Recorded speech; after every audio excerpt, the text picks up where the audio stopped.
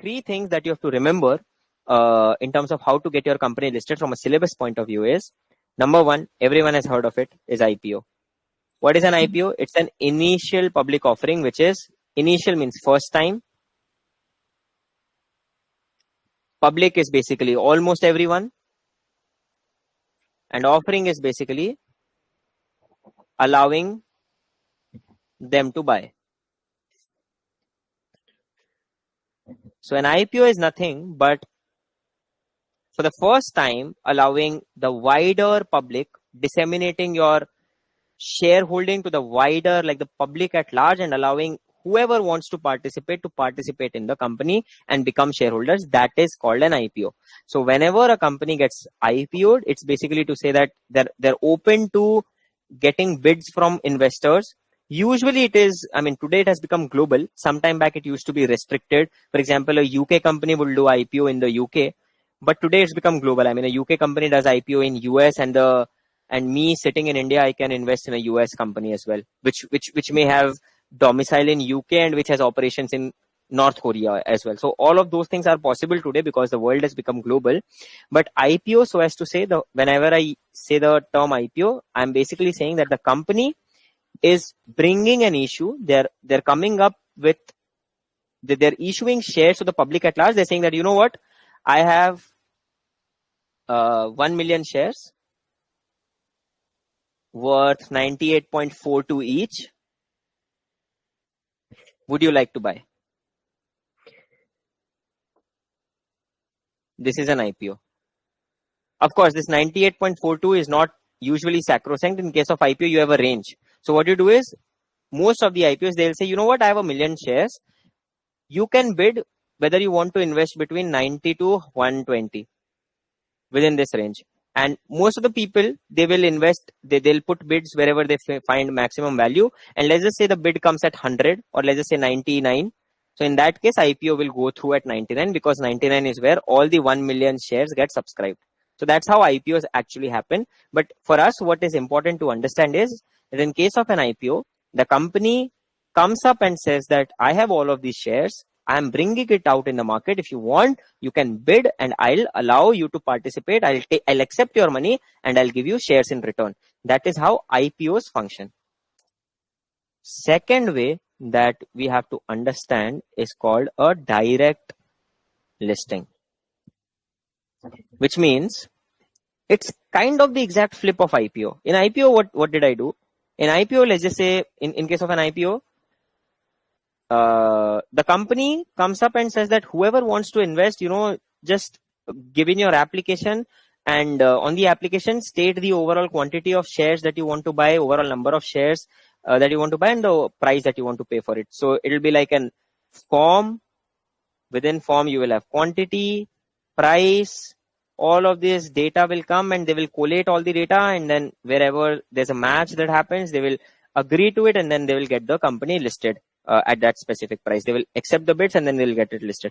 In certain situations, they don't want to go through all of these hassles, especially when the company is already widely owned, which means, let's just assume a startup. Let's just say Airbnb.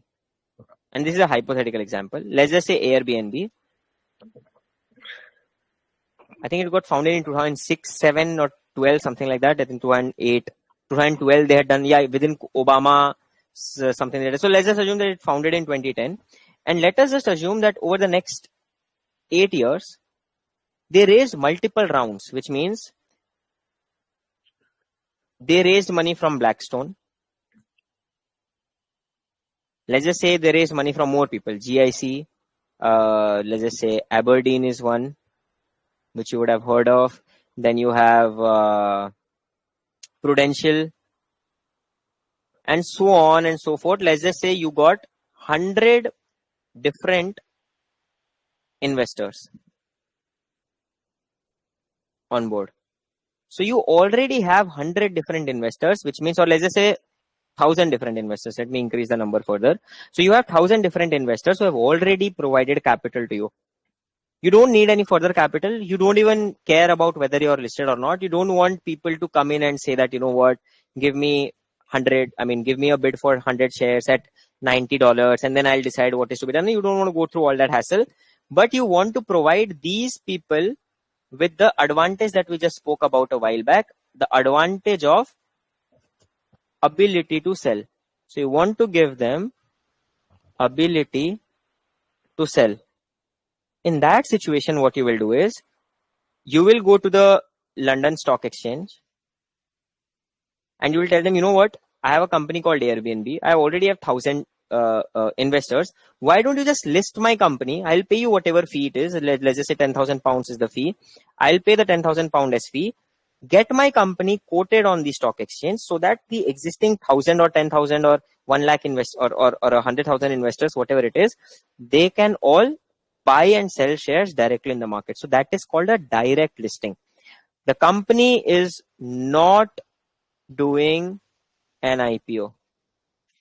They're not raising money. They're not offering any shares. All they're doing is they just go knock on the doors of the stock exchange and they say that, you know what, just take my existing shares and get it listed on the market so that people can buy and sell. So that tomorrow, if Aberdeen wants to sell 1 million shares of theirs, they can easily do it. Why? Because it is already listed in the London Stock Exchange. So that's how direct listing basically works. An IPO company comes up, they offer shares. In a direct listing, they just say that I don't want to do all of that. I don't want to go through all of that hassle. Yesterday, the company was unlisted. Tomorrow, it becomes listed. It's just that it directly gets quoted. For practically speaking, this is not the I would say most attractive form of listing. It doesn't happen too frequently. So for practical reasons, direct listing is, I would say, less than 5-10% of the overall listings that happen. Most of the listings are by way of IPO only, because it's a very good, it's an advantageous situation for a company to raise a lot of money. For that reason, IPO makes sense instead of going through a direct listing. So that is the second one. And the third one, which recently got super popularized, is called a SPAC listing.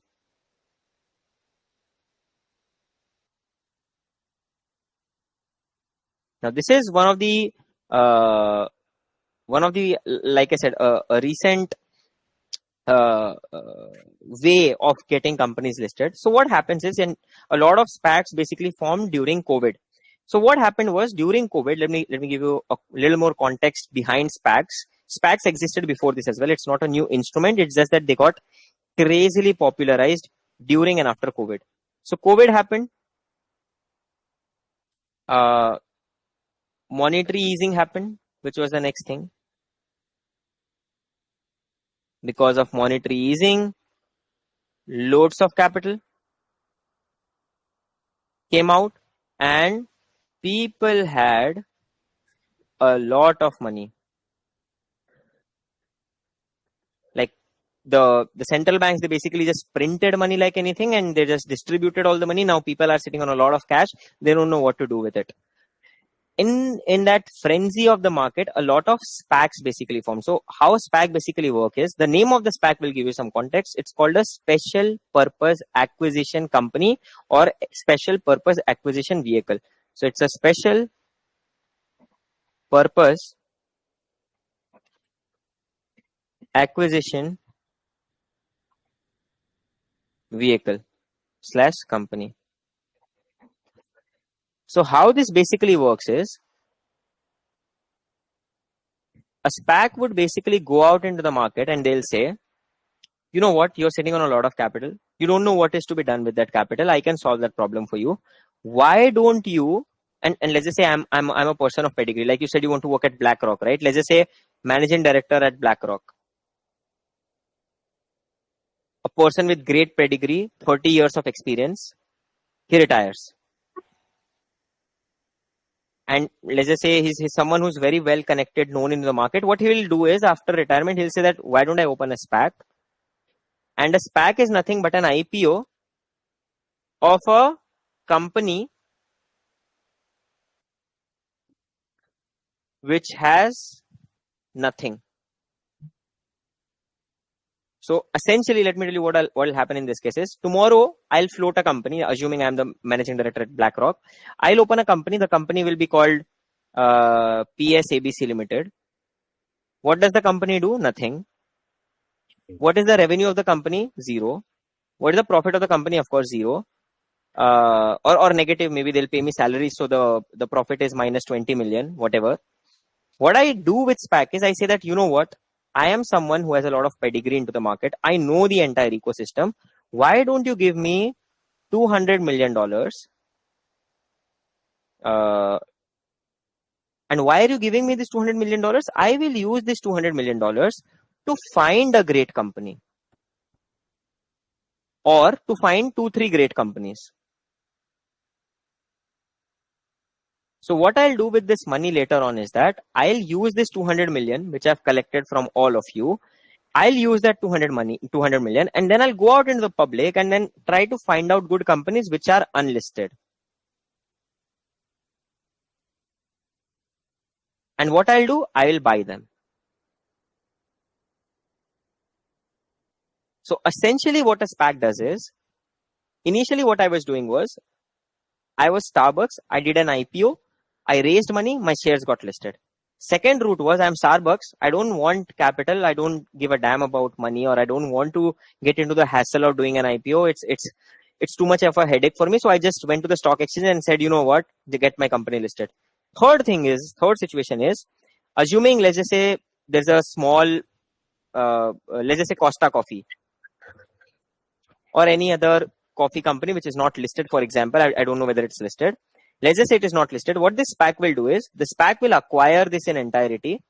And now what you have is, you initially invested in a company which had zero revenue, some expenses, no viable business, where the person promised that, you know what, with your money, I'll acquire a company at a good price. Now, once millions of people combine together, give $200 million to this company, they will use that $200 million to try and acquire this company. For example, in this case, it can be Costa company. So in case of SPAC, you as an investor, you're betting on the pedigree of the person who has said that he's going to buy a great company for you. That is what you're doing.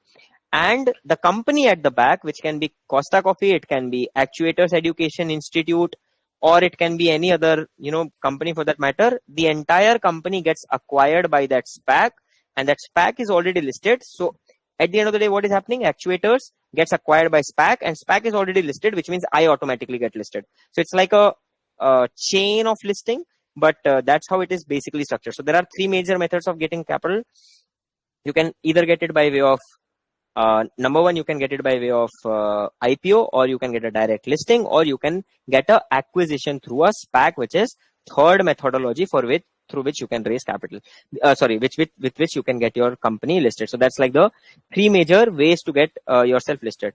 And one thing that you need to know is, a public company can get money whatever way they want. A public company can do rights issue, they can raise money from existing shareholders, new shareholders, whatever.